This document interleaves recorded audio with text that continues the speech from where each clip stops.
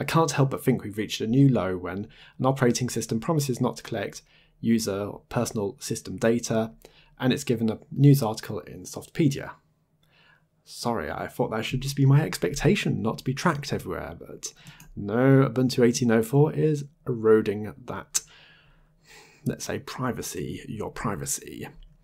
So, Ubuntu ships with ubuntu-report, which collects metrics and usage data.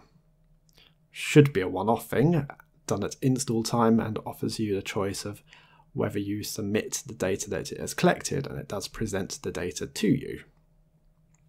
So this package won't be present in Linux Mint, no data will be collected or sent. Good. I applaud you for doing that, Linux Mint, although should it just be my expectation that you're not going to do this?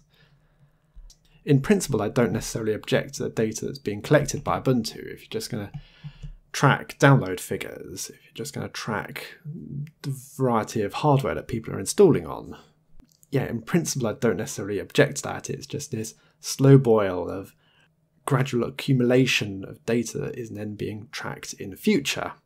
And do we get to the point where you're tracking the amount of time I have certain applications open, the number of applications I have installed on the system, what I'm looking at on the screen? I mean, at which point does it become unacceptable in terms of tracking? Rather than going through the whole slow boil process, I would rather just say outright that no tracking is acceptable. None. Nothing. Go with download figures that you're collecting server-side. Go with the download figures, number of people who are downloading 64-bit, number of people who are downloading 32-bit. That is fine. No problems there. I mean, but it's when you become more invasive into looking at what people are doing on the operating system, what hardware they have, I don't want to hand over that information. And I know the irony that I'm broadcasting this video on YouTube and spending time on Google. That is a massive invasive company towards privacy.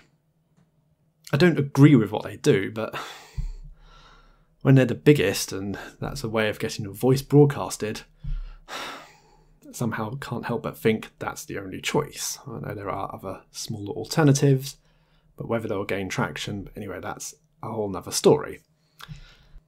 So it's not just Ubuntu in the 18.04 series, but also Ubuntu Mate that does have the ubuntu-report tool pre-installed. None of the other derivatives, as far as I can tell, have that package installed. Or at least we could say no other derivatives at time of initial release of 18.04 have that package installed, because I don't want to be wrong in future should they install it at, say, the 0.1, the 0.2, 0.3 release, whatever. For a long time it felt that Linux could be so simple, just pick up, use it, not have to agree to anything. And then we started seeing end-user license agreements appearing in certain distributions. Or let's just say Android, although whether you say that's true Linux or not, who knows. But what is it? I forgot what that other Windows 10 lookalike was. Give me a moment. Oh yes, it was this one, Extern OS. This was at the beta when I looked at it. That had an end-user license agreement. Quite shocking to see, really. And not forgetting another distribution that should perhaps have an end-user license agreement, Linux Deepin, because they're trying to do their data collection silently, unencrypted, not telling anyone, not disclosing what they're doing. At least Ubuntu are disclosing what they're doing.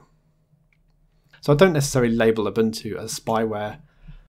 Do I want to applaud Linux Mint for promising not to collect data? Not really, it's just my expectation that they shouldn't be. So anyway, that's just the bit of news about Linux Mint. It'll be interesting to see what they come up with, but at least they're actually promising to release when they're ready. Not like what Ubuntu did. That was a catastrophe on release date. So yes, release when they're ready. Why not? Can't help but think that should just be common sense. Common sense, indeed. Well, see you all later.